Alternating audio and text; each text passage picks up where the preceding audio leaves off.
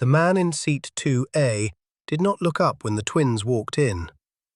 That was the first thing Riven Sloane noticed. Every other passenger in first class had already clocked them. The flight attendant near the galley straightened her posture. The older businessman 2 rows back adjusted his tie. Even the kid, some small boy with his face pressed into a navy travel pillow, shifted in his seat when the cabin pressure changed, the way it always did when 2 dominant alphas walked into an enclosed space. But the man in 2A kept his eyes down. He was reading something on a slim tablet, one ankle crossed over his knee, his left hand resting lightly on the boy's shoulder like he had done it 10,000 times. He wore a white button-down with the top 2 buttons open. No tie, no watch, no visible status markers at all. His carry-on was already stowed. His tray table was up. He looked like a man who had been in first class enough times that it no longer impressed him, which was exactly the kind of calm that made Riven's jaw tighten. Lucan dropped his Hermes weekender in the aisle like the floor owed him something and pointed at the row. "That's our block." The flight attendant, a woman named Priya, whose name tag caught the gold overhead light, moved toward them with a careful smile. "Gentlemen, let me pull up your seat confirmation." 2A and 2B, Riven said, not to her, to the man in the seat. Still nothing. The man swiped something on his tablet. The boy beside him, couldn't have been older than 6, turned his head and looked at the twins with wide brown eyes, and then immediately looked back at his uncle or father, or whoever this man was to him. The child curled his fingers into the fabric of the man's sleeve. Not dramatically, just quietly. The way kids do when something in the air tells them to hold on. Lucan leaned over the row. "Hey!" The man looked up then. His eyes were grey, not soft grey, the kind of grey that sits at the back of a winter sky right before the temperature drops. He looked at Lucan the way a person looks at a slow driver in the left lane. Patient, tired, already done with this. "You're in our seats," Lucan said. The man's voice came out flat and even. "I'm not." "Boarding pass," Riven said, snapping 2 fingers.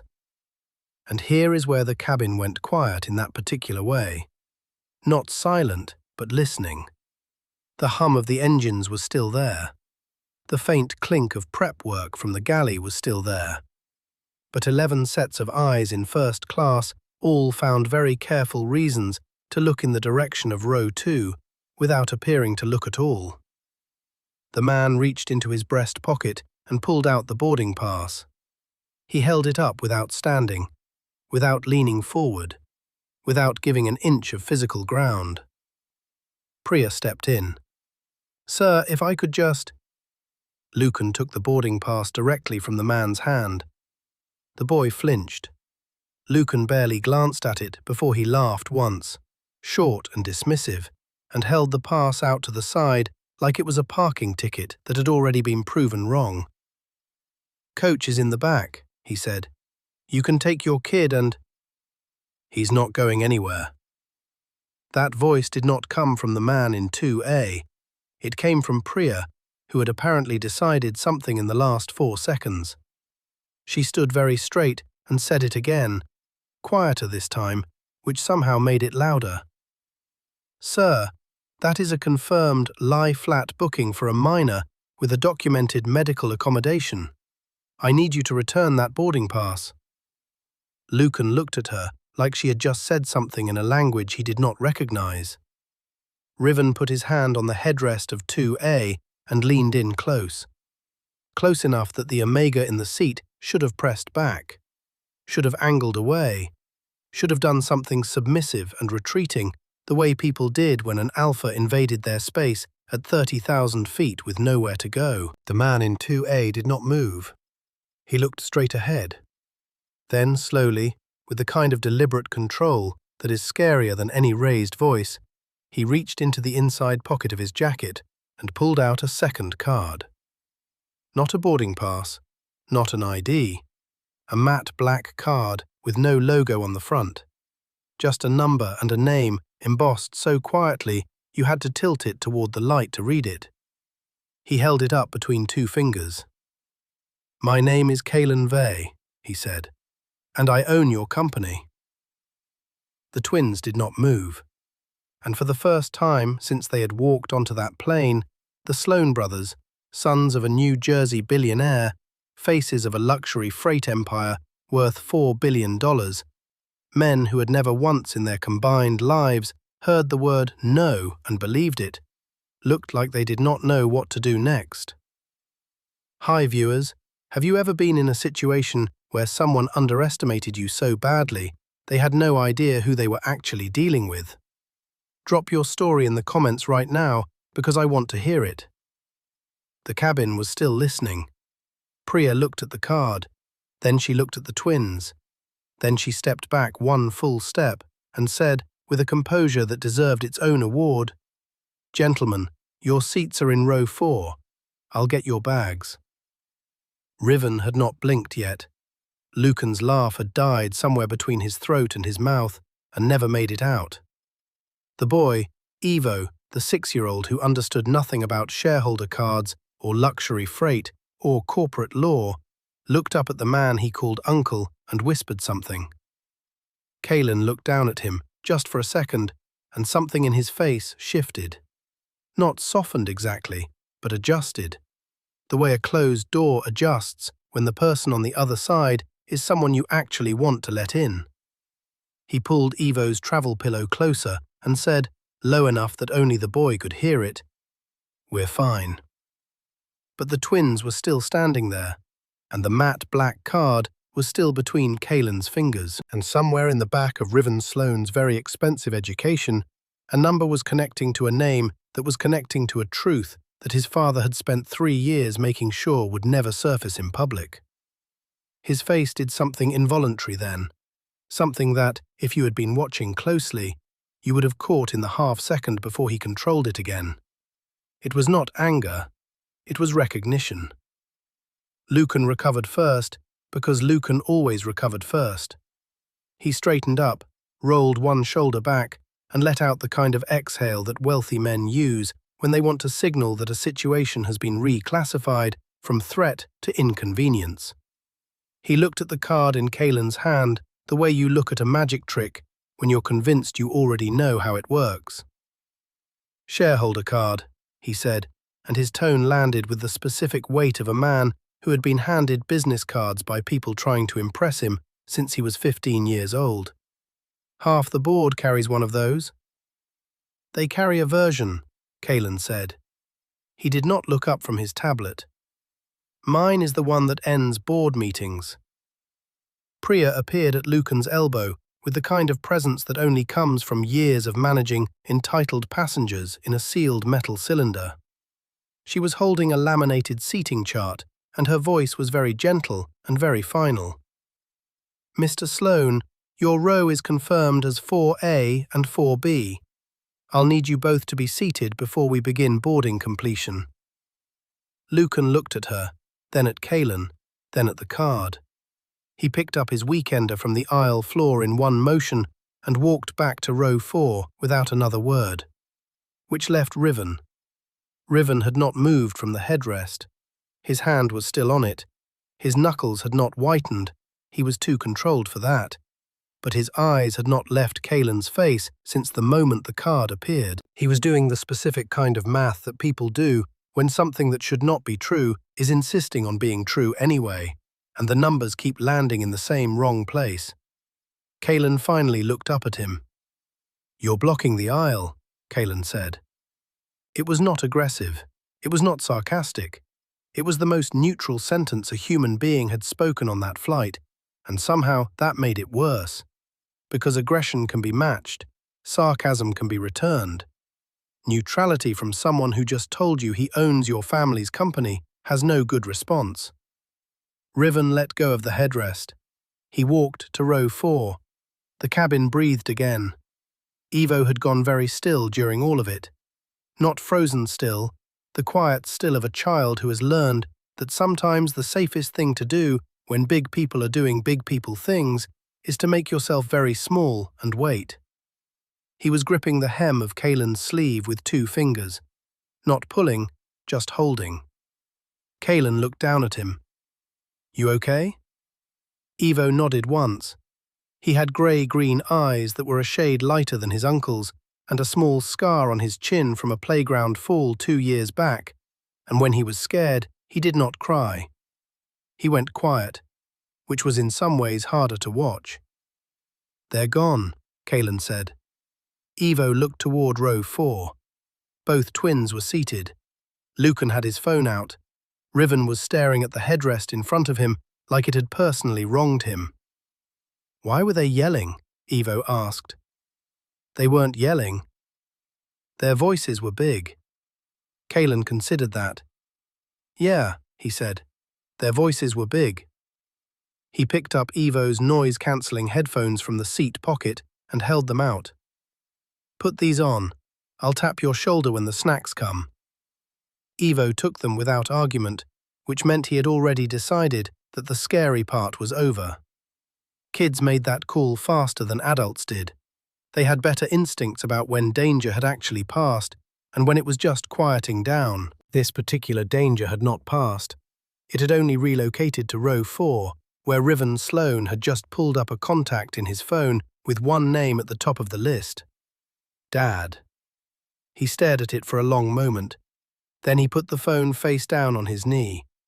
Because calling his father right now meant admitting that something had gone wrong on a flight to a board meeting where nothing was supposed to go wrong. It meant explaining why he had not recognized the name on the card. It meant having a conversation that his father would not handle quietly, and they were still on the ground, and the cabin walls were thin. Lucan leaned over. "Who is he?" Riven did not answer immediately. "Riven." Lower this time. "Who is he?" "A shareholder," Riven said. "That card wasn't a standard shareholder issue." "No." Lucan waited. "He's on the Vey trust list," Riven said, and the way he said it, careful, like the name was something that could cut him if he held it wrong, made Lucan go very still beside him.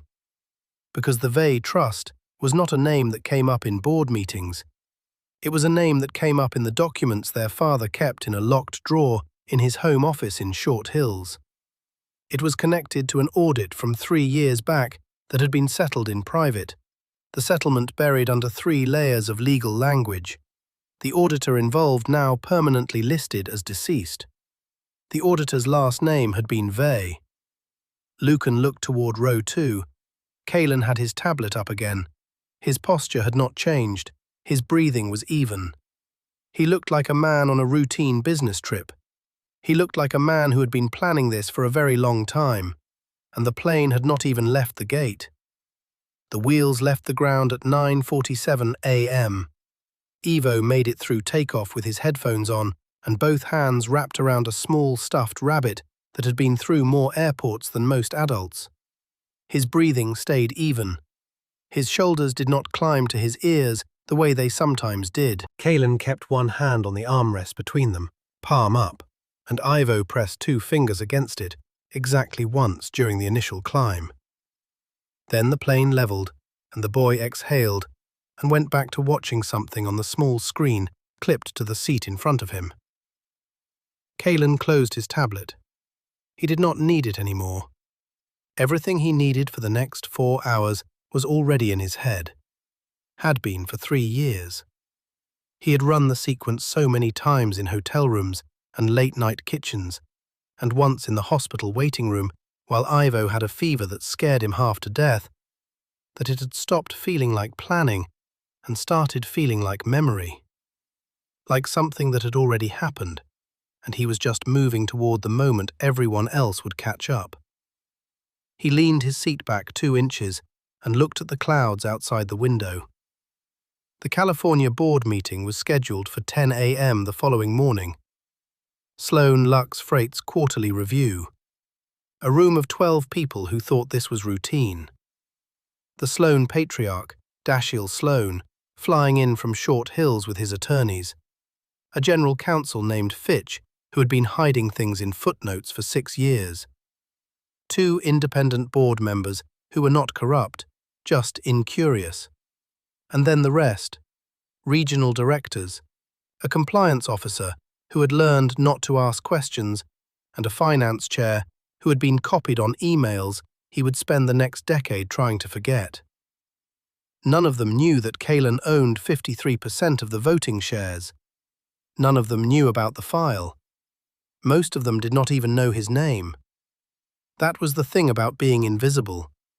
People told themselves a story about who held power in a room, and once they believed it, they stopped looking. Dashiell Sloane had spent 40 years building the version of himself that filled up a room before he even walked in. Big voice, big suit, big name. And it had worked, because big voices in expensive suits tended to convince people that the loudest thing in a room was also the most important. Kalen had spent 3 years making sure that when the room finally got quiet, only one thing would still be standing. He pulled a thin folder from the interior of his carry-on and opened it on his tray table. Not the full file, just the top sheet. A single-page summary with a column of numbers on the left and a column of names on the right. He had read it so many times the paper had softened at the fold lines. He read it again now, not because he needed to, because every time he read it, his aunt's handwriting was there at the margin. 2 words she had added in pencil, almost too light to see. For Evo. He folded the paper back on its crease and slid it into the folder. Priya appeared beside him with a small glass of water and a children's snack pack she had clearly hunted down from somewhere in the galley reserves. She set them on his tray without a word. Then she looked at him directly for just a moment, and the thing in her expression was not pity, and not sympathy, and not the complicated mix of both that people usually brought when they looked at a young Omega traveling alone with a child. It was respect, clean and simple. "Thank you," he said. She nodded once and moved on. 2 rows back, Lucan was on his 3rd whiskey. Riven had not touched his drink.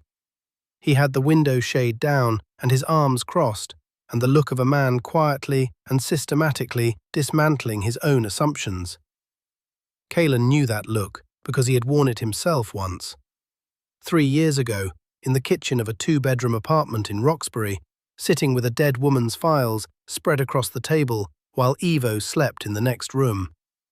He had looked at the numbers and the names and the dates and the footage and the audio clips and thought, with a clarity that was almost physical, "This is going to take everything I have." And it had. Every dollar of the crypto gain, every hour of the financial program, every night studying market positions and shell structures and trust law and shareholder mechanics until the numbers stopped feeling like a foreign language and started feeling like the only language that actually mattered. He had not told anyone, not his mother, who lived in Atlanta and believed her sister had died in an accident because the alternative was too heavy to carry.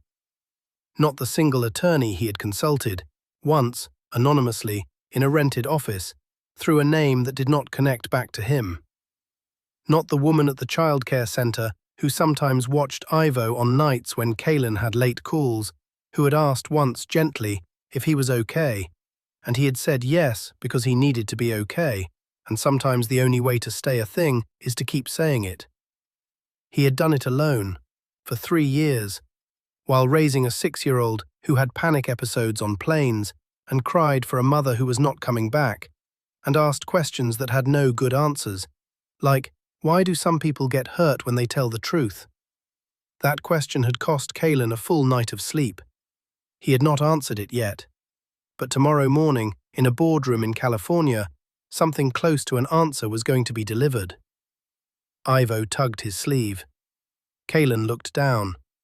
The boy held up the snack pack with both hands, the universal gesture of a child who has found something good and wants to confirm it is real. "Goldfish," Ivo said, quietly, happy. Kalen took the pack, opened it, and handed it back. "Goldfish," he confirmed. Ivo put 3 in his mouth at once and went back to his screen, and Kalen, for the first time in 4 days, almost smiled. In row 4, Riven Sloane finally picked up his phone. He did not call his father. He opened the company shareholder registry instead.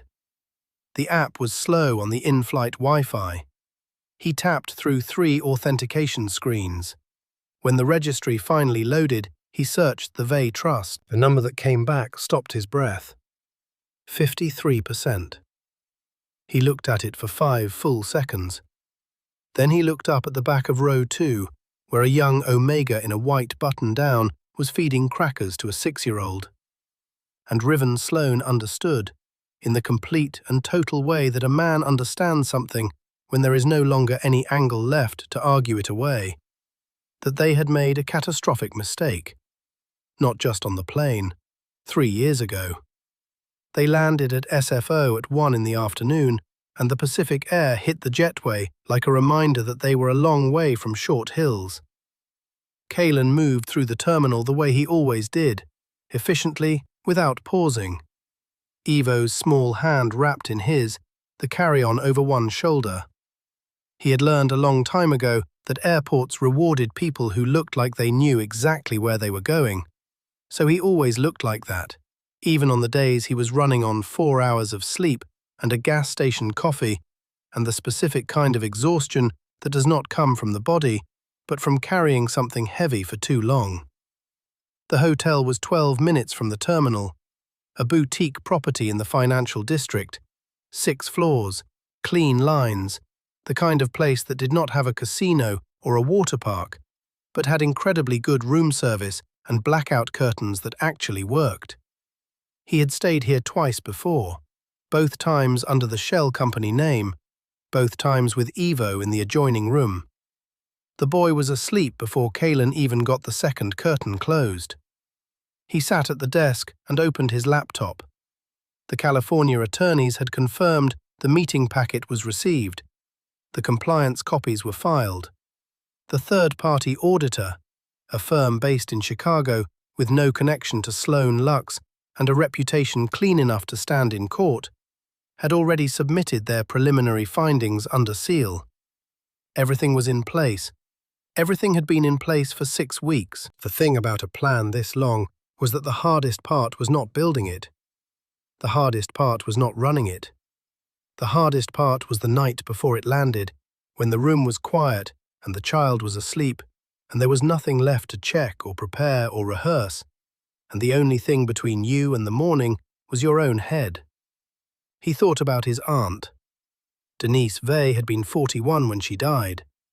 She had driven a Honda Accord with a cracked rear bumper and kept a small cactus on her desk at Sloane Lux that she named Gerald.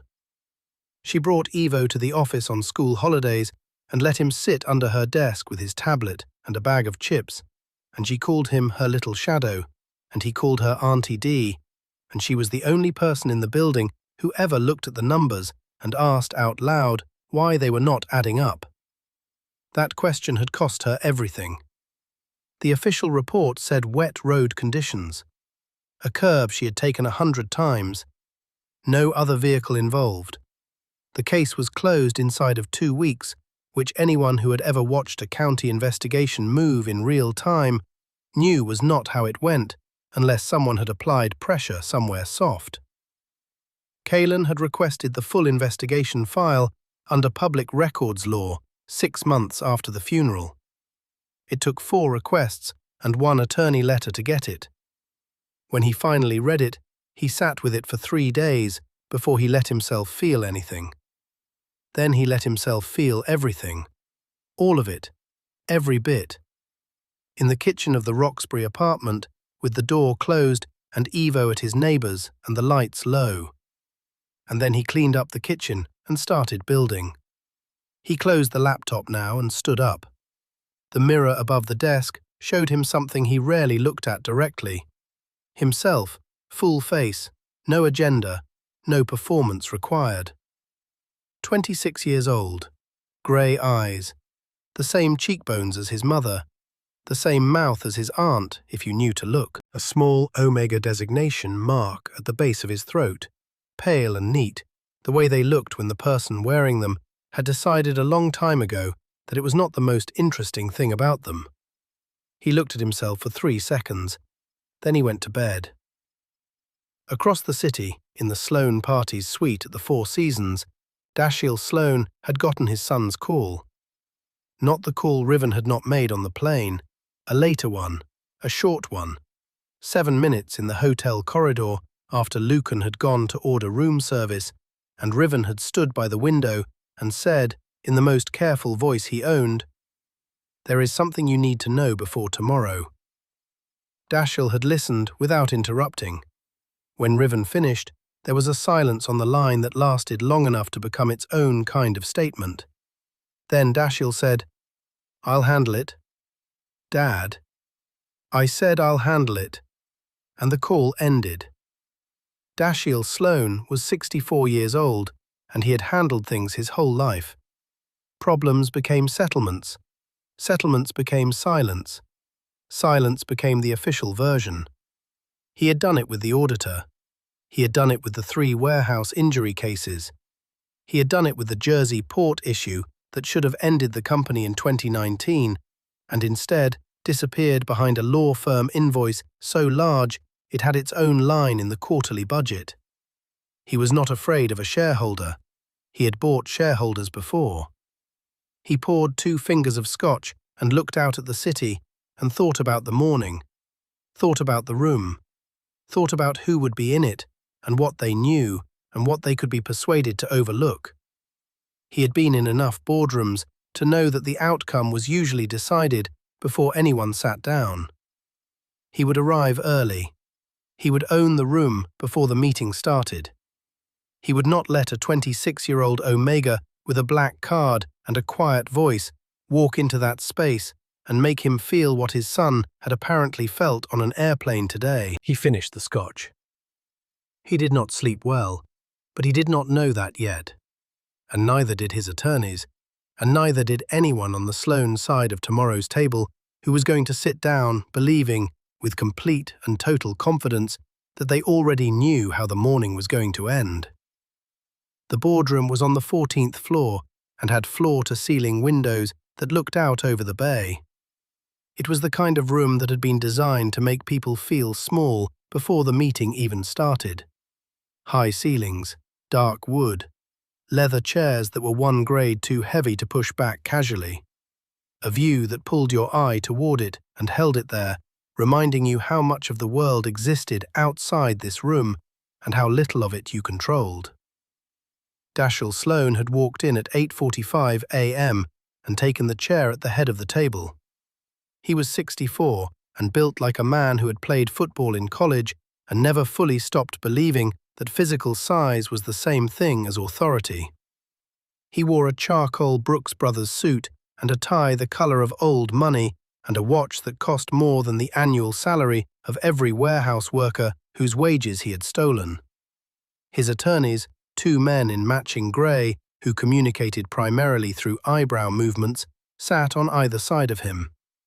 Fitch, the general counsel, sat to the left. The independent board members, a woman named Portia Chandra and a man named George Ellery, arrived at 8:50 and took the middle seats without ceremony. The Sloane twins came in at 8:55. Riven had not slept. It showed in the specific way that controlled people show sleeplessness, not in dark circles or rumpled clothes, but in the flatness behind the eyes, the slight delay between stimulus and response, the absence of the usual performance. He sat down and put his hands on the table and looked straight ahead. Lucan poured water and said nothing. At 9:02, the door opened and Kalen Vey walked in. Evo was not with him. The boy was at the hotel with a sitter Kalen trusted, watching cartoons, eating the room service pancakes he had requested with the focused seriousness of someone placing a very important order. He was fine. Kalen had checked twice. Kalen took the chair at the far end of the table. He had a leather portfolio, a tablet, and a cup of coffee from the place 2 blocks over that made it the way he liked, which was strong enough to mean it. He sat down, set his things in order, and looked up at the room. Dashiell looked back at him from the other end of the table. And what passed between them in that 4-second moment before the meeting was called to order was not warm and not hostile and not the kind of loaded silence that gets described in dramatic terms. It was simpler than that. It was a man who had been running the room for 40 years, meeting the eyes of a man who had been preparing to take it for 3, and both of them knowing it, and neither of them saying a word. The meeting was called to order at 9:10. Dashiell spoke first because he always spoke first, and his voice filled the room the way it always did, big and deliberate, the voice of a man accustomed to being the most important sound in a space. He talked about quarterly performance. He talked about the new Pacific freight contracts. He talked about projected margins for the third quarter and labor efficiency metrics and the company's position in the luxury goods sector. He used the word partnership 7 times. He used the word growth 5 times. He looked at the independent board members when he said both words, which was technique, not accident. Fitch followed with a legal summary so compressed and so carefully worded that 3 of the things it described as resolutions had actually been settlements, and 2 of the settlements had involved non-disclosure agreements that the people in this room had never been shown. Portia Chandra asked 1 question. George Ellery asked 2. The answers they received were technically accurate and comprehensively incomplete. Dashiell watched Kalen the entire time. Kalen had not spoken yet. He was taking notes on the tablet with a stylus, occasionally sipping his coffee, occasionally looking up when a specific number was cited. He did not challenge anything. He did not interrupt. He had the particular stillness of someone who is waiting, and the particular quality of that waiting that makes the people across from it increasingly aware that something is coming and decreasingly sure of what. Riven noticed it from his seat. He had been watching Kalen since 9:02, and he had started to understand something about the man's strategy that he had not understood on the plane. It was not confrontation. It was not aggression. Kalen Vey was doing something much harder and much more effective than either of those things. He was being patient. Real patience. The kind that does not perform. The kind that simply exists, rooted and steady, because the person exercising it has already done everything that needed doing before they walked into the room, and now they are just waiting for the room to catch up. And the room, though it did not know this yet, was about to catch up very fast. At 9:44, during a pause between Fitch's summary and the compliance officer's quarterly review, Kalen opened his portfolio. He did not stand up. He placed a single sheet of paper at the center of the table, face up, with one flat push that slid it toward the middle of the room. Then he sat back. "Before we continue," he said. His voice was the same voice from the plane. Flat. Even. The kind of voice that did not need volume because it had already decided it was the only thing worth listening to. "I'd like to enter the preliminary audit findings." Fitch looked at the paper like it was something that had crawled onto the table. Dashiell Sloane's jaw moved once. "The auditor is third party," Kalen said, and he was already pulling up the tablet, the full document loading on screen, the projector on the boardroom wall waking up without being asked because Kalen had connected to it 3 minutes before the meeting started and no one had noticed. Chicago firm. No prior relationship with any party in this room. The findings were submitted under seal to the State Commerce Board at 7 a.m. this morning. The screen behind Dashiell's head filled with numbers. Portia Chandra leaned forward. George Ellery put down his pen. "This covers wage suppression across 6 warehouse facilities spanning 22 months, Kalen said. 314 workers. The total in underpaid wages with interest comes to just over $4.2 million. He swiped. This section covers PAC status discrimination in 7 documented hiring cycles. This section covers off-book agreements with a Jersey port facility that your compliance team will recognize as the Meridian Group. He swiped again. And this section, he paused, not for effect, not for drama, because the next section was about his aunt. He let one breath pass, then he continued. This section documents the timeline of the internal audit conducted in October 3 years ago by Denise Vey, the circumstances surrounding her termination of employment, and the subsequent events that followed. The room was so quiet that the hum of the projector was audible. Dashiell Sloane had not moved. His attorneys were both very still. Fitch was looking at the table, and Riven, at the far end from his father, was looking at Kaelin with an expression that had moved fully past recognition and into something that had no comfortable name. Something that sat in the space between accountability and shame and had not yet decided which way to fall. "I have copies for every person at this table," Kaelin said, "including the independent members." He looked at Portia, then George. "You should have had this information before today. I apologize that you did not." It was the cleanest thing said in that room in 40 years. Dashiell finally moved. He put his hands flat on the table and opened his mouth, and what came out was big and practiced, and full of the specific authority of a man who had talked his way out of rooms like this his whole life. "This is a targeted attack on a privately held, publicly traded," Kaelin said. Dashiell stopped.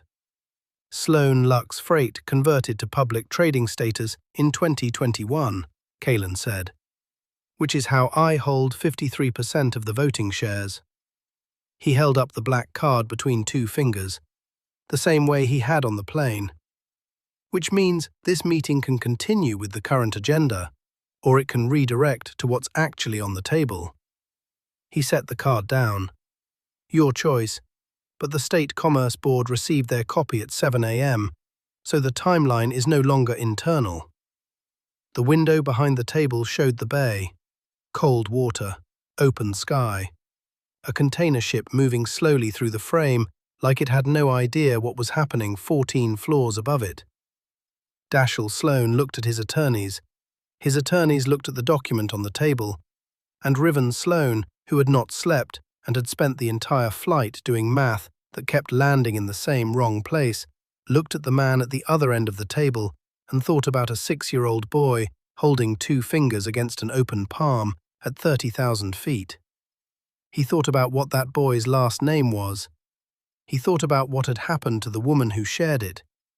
And for the first time in his life, Riven Sloane felt the specific and clarifying weight of being on the wrong side of something that mattered. The false victory was about to collapse, but Dashiell Sloane did not know that yet.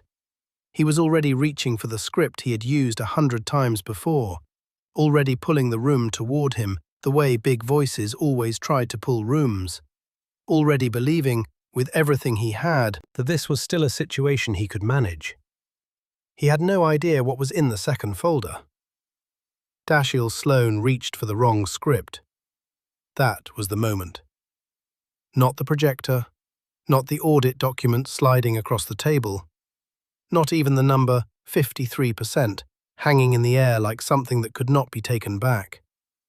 The moment everything locked into place was when Dashiell opened his mouth and did what powerful men do when the ground shifts under them. He reached for the version of himself that had always worked before.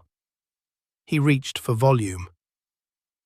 "I don't know what arrangement you think you've built here," Dashiell said, and his voice came out full and practiced and heavy with 40 years of rooms that had bent in his direction. He leaned forward in the chair at the head of the table and pointed one finger at the projected document on the wall behind him without looking at it.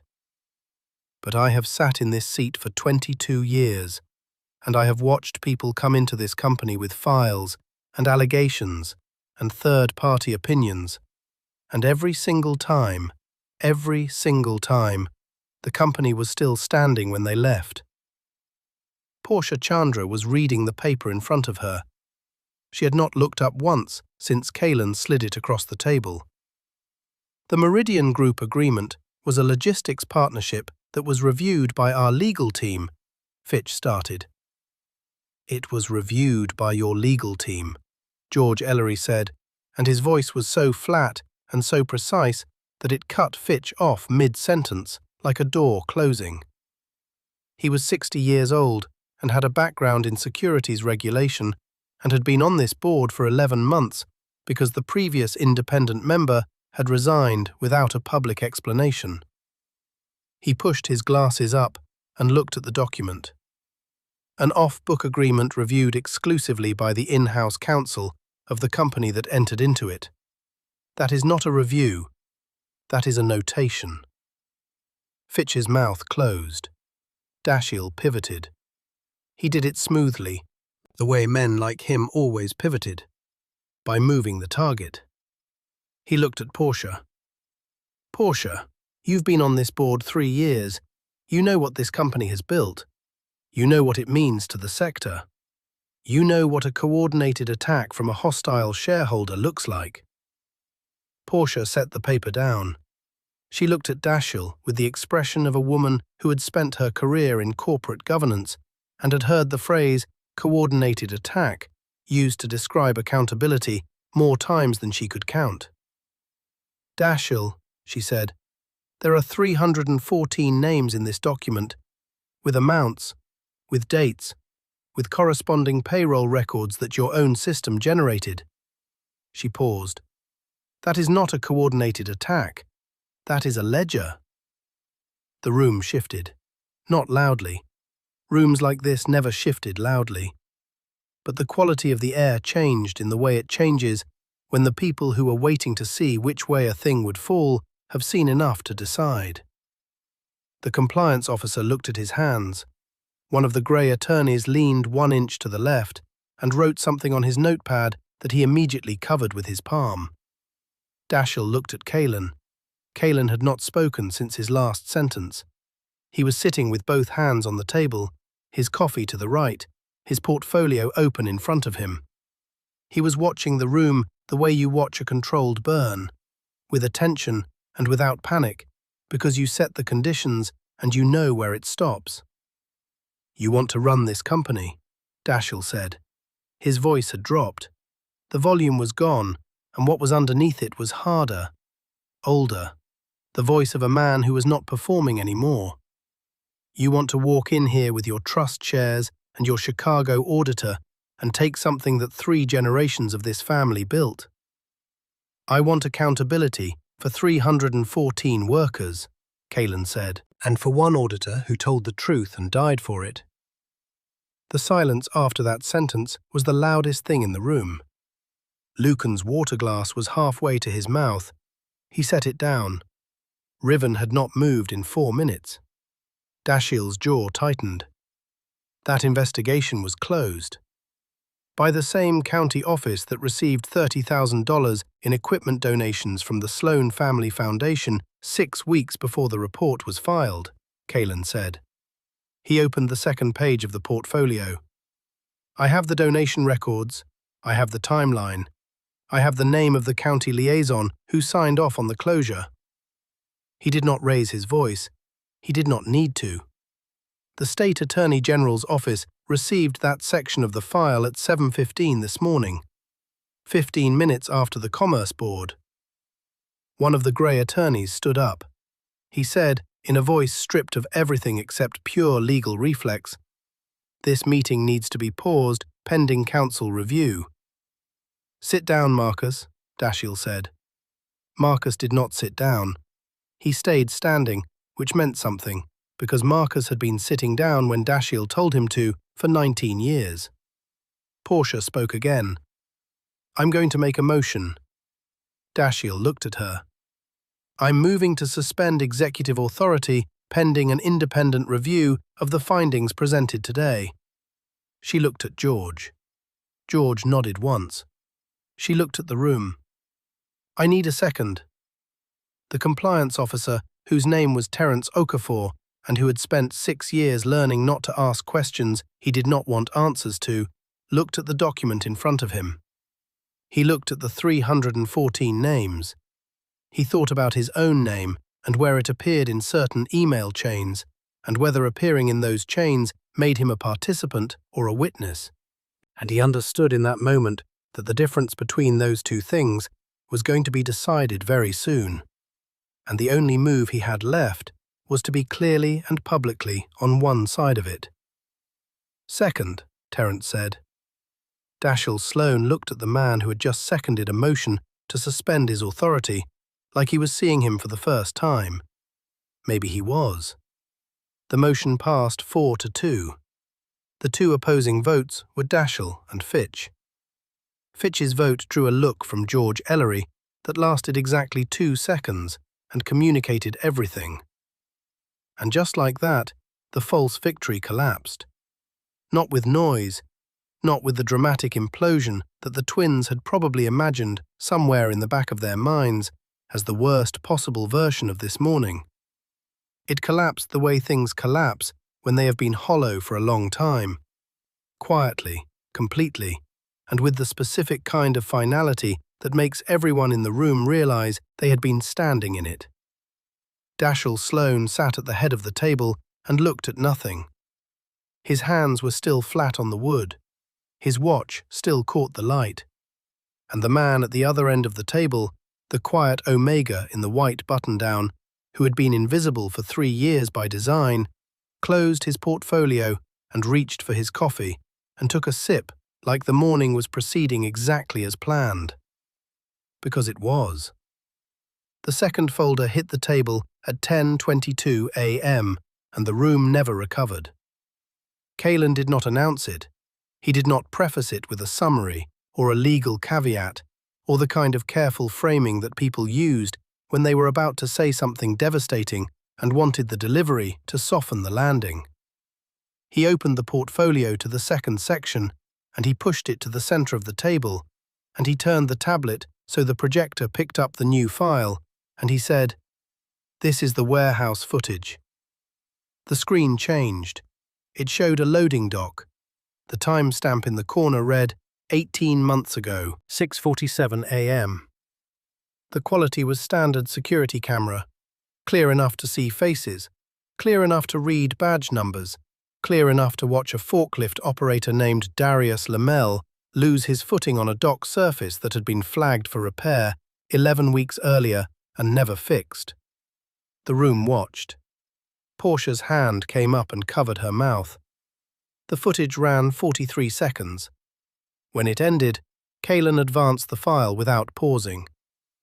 "This is the internal maintenance request log for that facility. The surface was flagged on 3 separate occasions. The third flag was filed by the facility safety coordinator and marked resolved 4 days after it was submitted. No repair was made. The marking was administrative." He swiped. Darius Lamel was out of work for 7 months. His medical claim was processed at 60% because the incident was reclassified as operator error in the official report. He has a daughter. She was 4 at the time. Nobody at the table was looking at Dashiell anymore. They were all looking at the screen. "There are 4 additional footage clips in this section," Kalen said. "I am not going to play all of them in this room. They are in the file. The independent review team will have full access." He closed that section. The next section is audio. He pressed play on the tablet. The voice that came out of the boardroom speakers was Dashiell Sloane's voice. It was from a call dated 26 months ago. The quality was clear. The content was specific. It was a conversation between Dashiell and a regional operations director named Phil Burkett about the Omega hiring ratios at 3 California facilities and the most effective way to ensure that PAC designation records were used during hiring screens without appearing in any official HR documentation. Dashiell said, on the recording, in his own voice, using his own particular phrasing, "Just make sure the numbers come out right. I don't need to know the details." The room was not just quiet now. The room was the kind of still that only happens when people are recalibrating in real time. When the version of events they believed 10 minutes ago is being systematically replaced by a different version, and the replacement is worse, and there is nothing left to argue because the evidence is in their ears. Lucan was white. Riven had both hands pressed flat on his thighs under the table. His jaw was set. His eyes were fixed on a point somewhere past the window. Dashiell spoke. "That call was taken out of context," Kalen said, "not mimicking, just completing. That word comes up in every situation like this. The next line is usually that the full transcript shows something different." He advanced the tablet. "The full transcript is in the file. It is 47 minutes long. The portion you just heard is from minute 12. The portion at minute 31 covers the specific settlement structure for the 3 Omega discrimination cases that were closed in 2022. He looked at Dashiell directly. "Would you like me to play that section as well?" Dashiell did not answer. Marcus, the standing attorney, had his phone to his ear and was already moving toward the door. Fitch was writing something rapidly on a legal pad with the energy of a man who understood that the only useful thing he could do right now was create a paper trail that started as far from this moment as possible. "There is one more section," Kalen said. He paused, just for a breath. "This section covers the internal audit conducted by Denise Vey in October 3 years ago. The full report she filed, the emails that followed, the termination notice issued 9 days after she submitted her findings to the board." He opened the page. "And the subsequent documentation of her accident, including the county investigation timeline, the donation records I referenced earlier, and a statement from a witness who was present at the Sloane Lux legal offices the week before the accident, and who is prepared to testify regarding a conversation he overheard." The projector showed a name, a date, a signed statement. Riven made a sound. It was not a word. It was the sound a person makes when something lands that they were not prepared for, even when they thought they were prepared for everything. Dashiell Sloane was looking at the screen. His face had done something that faces do when the performance runs out. When the practiced version of a man is no longer available, and what is left is just the actual man underneath it, in a boardroom, watching 40 years of careful management come apart in 47 minutes of audio and 3 folders of evidence. He looked old, not tired old, not distinguished old. Old the way things look when they have been hollow inside for a long time and the outside finally matches. George Ellery spoke quietly to Portia. Portia nodded. George looked at Terence. Terence was already on his phone. Kalen closed the portfolio. He picked up his coffee. He drank the last of it.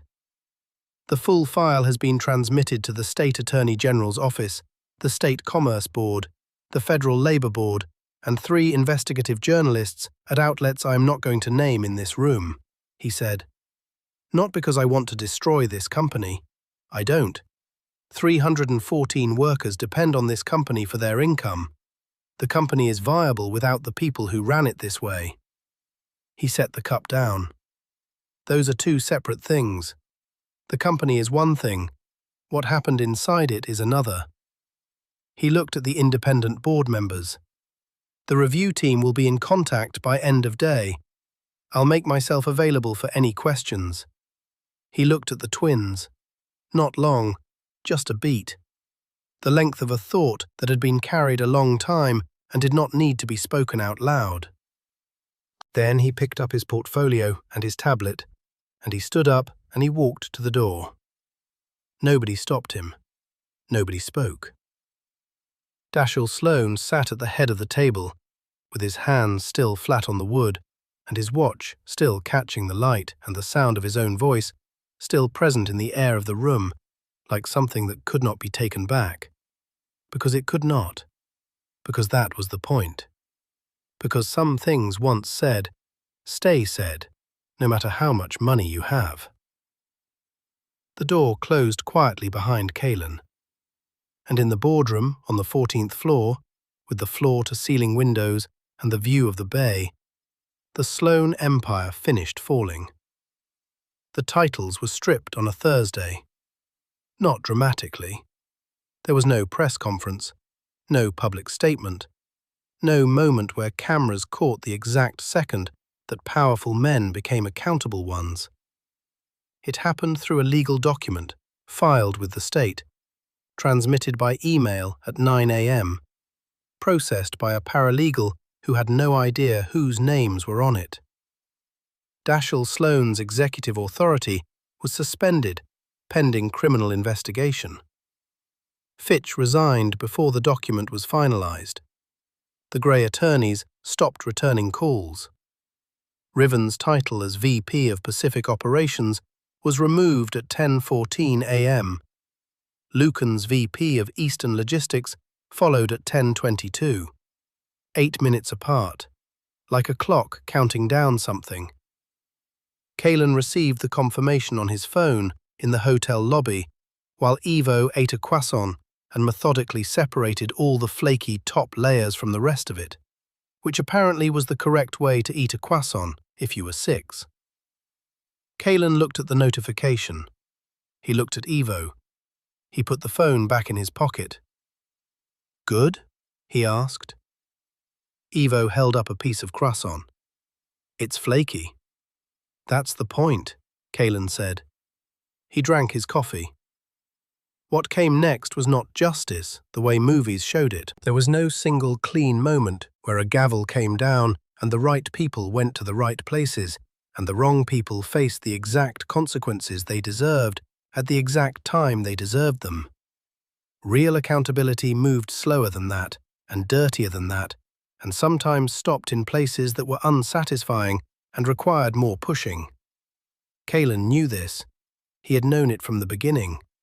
What he had built was not a trap, it was a structure. And structures did not collapse all at once. They redirected, they reformed, they forced things into new shapes that were closer to right than the old ones had been. The review team came in the following week, 12 people from the Chicago firm, plus 2 forensic accountants from a federal contractor. They occupied the 3rd floor of the Sloane Lux, California offices for 19 days. They interviewed 46 employees. They pulled 7 years of payroll records. They found 14 additional instances of administrative reclassification that the original audit had not reached because Denise Vey had been terminated before she could. That detail went into the supplemental filing. Kalen read it on a Tuesday night in the Roxbury apartment with Ivo asleep in the next room and the kitchen light on and his aunt's 2 words still folded in the pocket of his leather portfolio. For Ivo. He sat with the supplemental filing for a long time. Then he made a call to the independent board, confirmed the next steps, and went to bed. The restructuring took 4 months. The Sloane Lux board, under independent oversight and Kalen's shareholder authority, passed 7 new employment policies. Omega travel accommodations became mandatory on all company-related transportation. Caregiver leave was extended to 18 weeks with full pay protection. A Child Emergency Assistance Fund was established with a $100,000 founding grant. The fund was named the Denise Vey Employee Resource Fund, and that name appeared on a small plaque on the 3rd floor of the California offices and on the fund's official letterhead, and nowhere else, because Kalen had not done this for visibility. He had done it for the 14 names they almost missed. The twins were assigned to regional operations, not management, operations. Riven in the Pacific Northwest facility, Lucan in the Mid-Atlantic warehouse cluster that had been the source of 3 of the original injury cases. No title, no corner office, no family shield. They reported to facility directors, who reported to division heads, who reported to the restructured board, and there was no shortcut in that chain for the name Sloane. Their father's situation moved through the legal system on its own timeline, separate from the company restructuring, handled by people who were not Kalen and did not answer to him. He had submitted the evidence. The rest was not his to control. That was the hardest part to sit with. Not the vindication, not the policies, not even the fund with his aunt's name on it. The hardest part was the portion of justice that moved at the speed of institutions, which was slower than grief and slower than the 3 years he had spent building toward this, and slower than the moment he had wanted since the night he read the investigation file in the Roxbury kitchen with the lights low. He let it move at its speed. He went home. Riven showed up at the Pacific Northwest facility on a Monday morning in November, wearing work boots and a plain jacket with no logo on it, and he checked in at the front desk like every other employee, and he started learning the job from the bottom. Not because anyone required him to start at the bottom. He could have entered at a coordinator level. He chose not to. Nobody at the facility knew who he was for 6 weeks.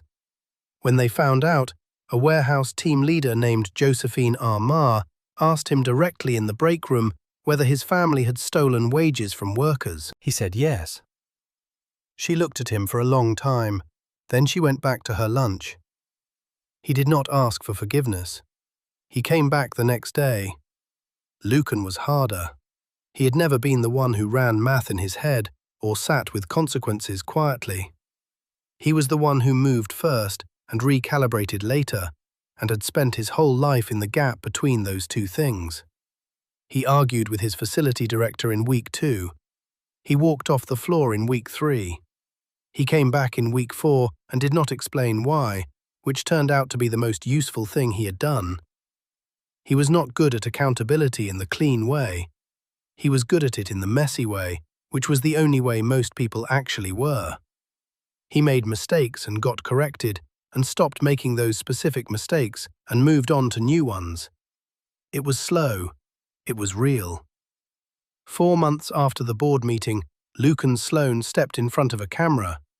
Not a news camera, not a staged corporate apology setup with a communications team and a prepared statement and a publicist standing off to the side making small hand signals.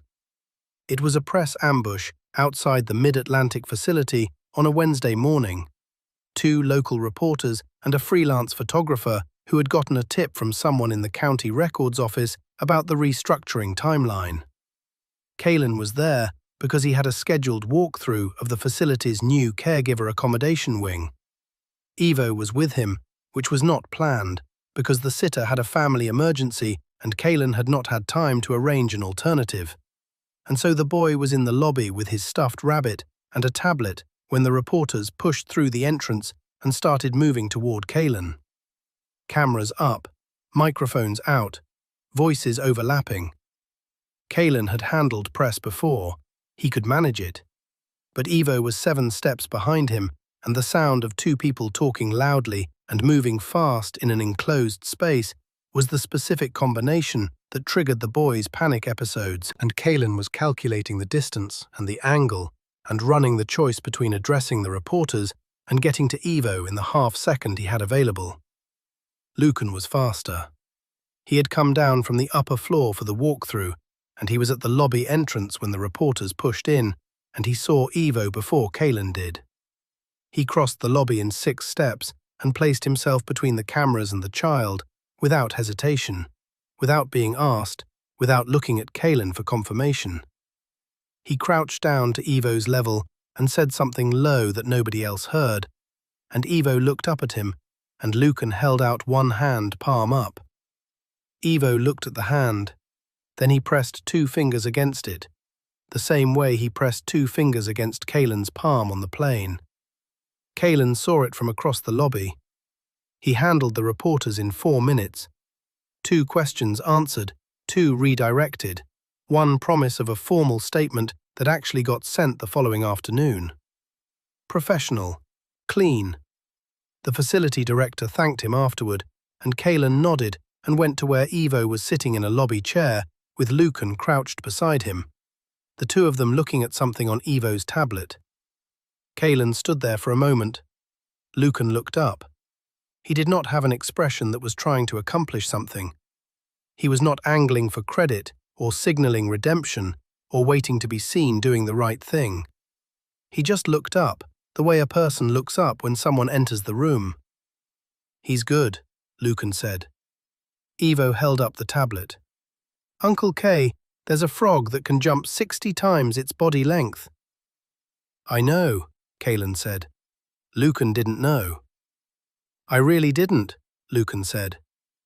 Kalen looked at him for a long moment, the kind of look that holds more than one thing at the same time. 3 years of preparation and grief, and the specific exhaustion of doing something enormous alone, and the particular clarity that comes when something you did for the right reasons starts producing right results in people you had no intention of redeeming. He had not set out to change the twins. He had set out to protect 314 workers and honor a woman who told the truth.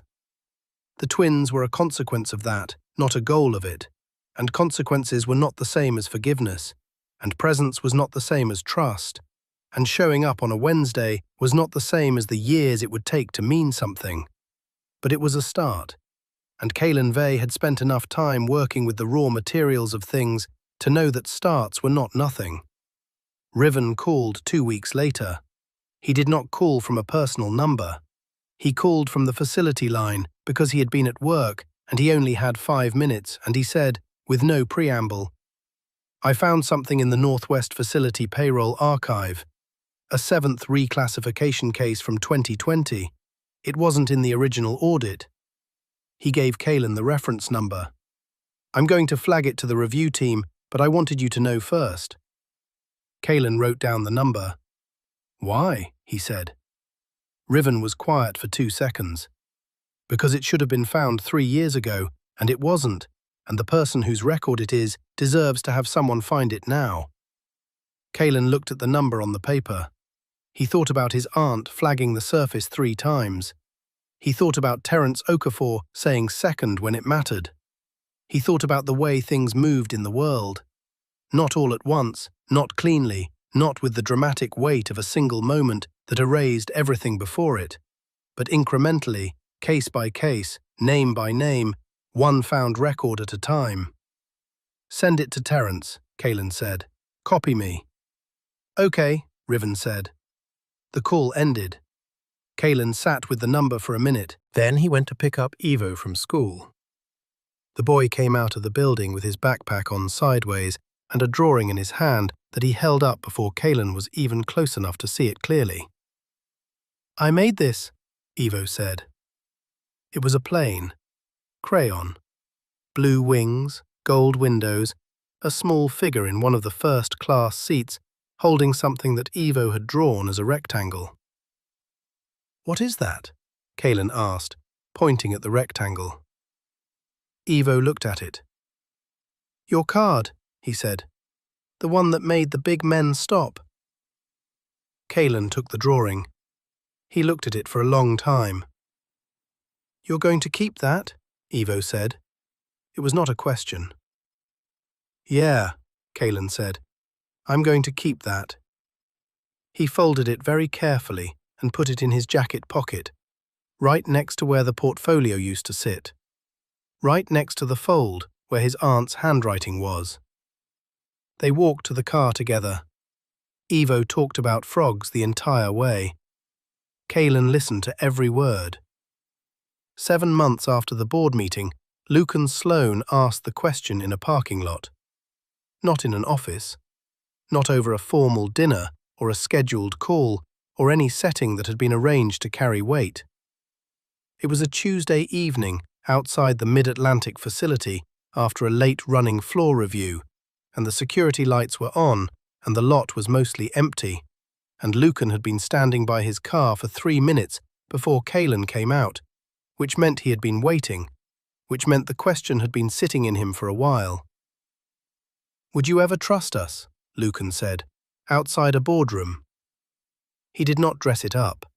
No preface, no framing, no careful approach. Just the question, straight, the way people ask things when they have finally stopped rehearsing how to ask them. Kalen stopped walking. He stood there for a moment. The security light above them buzzed once, faintly. The bay was 2 miles away, but the air carried something of it, salt and distance, and the particular quiet of a city that had already decided the day was done. He looked at Lucan. Lucan was not wearing the Dior suit anymore. He was in a plain fleece and work pants and boots, that had real mud on them from a loading dock inspection earlier in the week. He looked like someone who had been working, not performing work, actually doing it. The difference was visible in the posture, in the hands, in the way a person stands when they have spent hours doing physical things instead of performing the appearance of importance. He looked, honestly, like he was tired. Not the tired of a man who had been inconvenienced. The tired of a man who had been doing something hard and was starting to understand why it was hard and was choosing to keep doing it anyway. "You can earn access," Kalen said. "You can't inherit it." Lucan took that in. He did not push back on it. He did not ask for a timeline or a metric or a clear definition of what earning looked like. He just stood there and let the answer be the answer. "Okay," he said. That was it. No argument, no negotiation, no attempt to reclassify the sentence into something more favorable. Just okay. And the thing about that one word, said that simply by a man who had spent his whole life expecting different rules to apply to him, was that it landed differently than any long speech would have. It landed like something true, like a thing finally placed in the right location after being carried in the wrong hand. Kalen nodded once. He walked to his car. In the months that followed, the Denise Vey Employee Resource Fund processed its first 41 applications. Workers with caregiving emergencies, medical gaps, childcare breakdowns, and travel accommodation needs. The fund administrator, a woman named Solange Fredericks, who had worked in HR at a non-profit for 8 years before taking the role, said in her first quarterly report that the volume of need in the first 90 days had exceeded the initial projections by 60%. Kalen doubled the founding grant. The 7th reclassification case Riven found was resolved. The worker, a man named Marcus Webb, who had been driving for the Pacific Northwest facility for 11 years, received a corrected settlement, plus interest, plus a formal apology on company letterhead that Kalen wrote himself and the independent board chair co-signed. Marcus Webb read it at his kitchen table.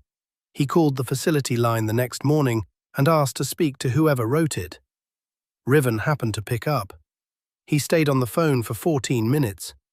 He did not tell Kalen about the call for 2 weeks. When he did, he mentioned it without making it about himself, which was the correct way to mention it, and Kalen noted that without saying so. Riven Sloane's case moved through the legal system on its own clock. There were delays and continuances, and the specific friction of wealth meeting consequence, which was always slower than anyone wanted, but did not stop. Kalen watched it from a distance and did not try to accelerate it, and did not let himself depend on its outcome for the thing he had already built. The workers were protected, the fund was running, the policies were in place. The company had a new face, and it was not a name that had taken anything from anyone. That had been the goal. Everything else was the legal system's problem. Evo turned 7 in April. Kalen made pancakes and burned the first 2, which was a tradition at this point, and Evo ate them anyway, because he said burned ones tasted like adventure. They went to the Science Museum because Evo wanted to see the frog exhibit, which had been open for 6 weeks and was apparently very good. He stood in front of the exhibit for 40 minutes and read every panel and asked 14 questions, and Kalen answered all of them and looked up the 2 he didn't know. On the drive home, Evo said, out of nowhere, "Are the big men still at the company?" Kalen glanced at him in the rear view. "The new company? The one you own?" "Yeah, they're working there." Evo thought about that. "Are they nice now?" Kalen thought about Lucan in the lobby. Evo's 2 fingers on his palm. Riven on the phone for 14 minutes. "They're learning," he said. Evo considered this with the serious face he made when something required actual processing. "My teacher says learning takes a long time." "Your teacher's right. She says the important part is whether you keep doing it." Kalen looked at the road. "Your teacher's really right," he said. Ivo went back to his window. The street lights were coming on, one by one, in the early April evening, and the city moved past the glass in streaks of orange and gold, and the particular blue that shows up at the end of a day that was worth something. The drawing was still in Kaelin's jacket. The plane with the blue wings and the gold windows, and the small figure in the first-class seat holding a card that made the big men stop. He kept it in the same pocket as his aunt's 2 words. For Ivo. He had carried both of them every day since October. He would keep carrying them, not because he needed the reminder of what he had done. He needed the reminder of why. There was a difference. The difference was the whole thing. Real power was not the moment the room went quiet. Real power was the fund administrator processing 41 applications. The 7th name found and corrected. The 14-minute phone call that nobody staged.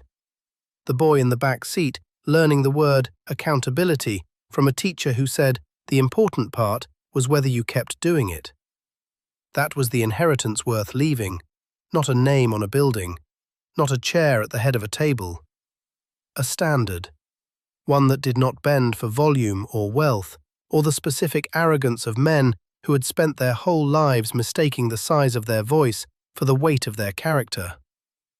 Kaelin had not set out to prove anything to anyone. He had set out to protect what mattered, and name what had been hidden, and build something in the place where harm had been.